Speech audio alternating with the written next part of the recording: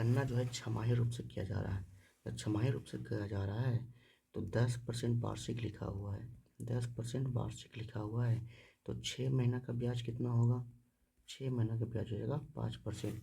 और 15 महीना था यानी 3 महीना, और 3 महीना का ब्याज कितना हो जाएगा? 3 महीना का ब्याज हो जाएगा 2.5%।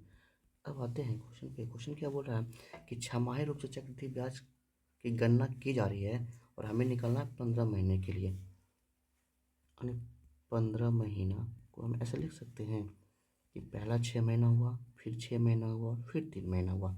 तो 6 महीना का इंटरेस्ट जो है 5% है, फिर 6 महीना का इंटरेस्ट जो है 5% है, और 3 महीना का इंटरेस्ट जो है 2.5% है।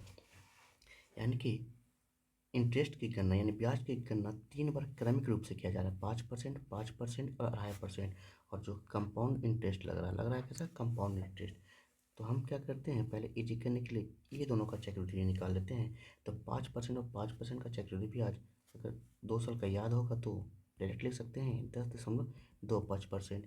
तो हमें निकालना है 2.5% का चक्रवृद्धि ब्याज। तो निकालने का क्या तरीका होता है? 10.25 प्लस 2.5 प्लस 10.25 इंटू 2.5 और बटा 100।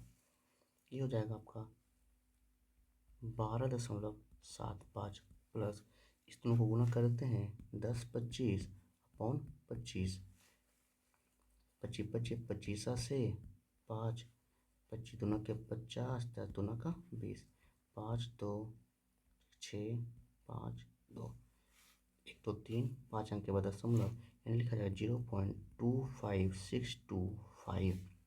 सोल्व करेंगे तो आ जाएगा 13.0, अच्छा पैसा, हाँ ठीक, 0.0625%। हम अगर कोई राशि निवेश किए हैं, अब इसका मतलब समझते हैं कि अगर हम कोई राशि निवेश किए हैं तो 15 महीने के बाद हमें उस राशि पे इतना परसेंट का एक्स्ट्रा पैसा मिलेगा, वही मेरे लिए प्रॉफिट होगा। क्वेश्चन यही बोल रहा है कि प्रतिशत लाभ बताइए, तो जितना पैसा हमें अधिक मिलेगा वही हमको लाभ आएगा। तो 13.006%। ऑप्शन देखते हैं। ऑप्शन नंबर ए 13.6 गलत है, 13.4 नहीं, C number is the right answer. लगभग 13.0 के option number C is the right answer.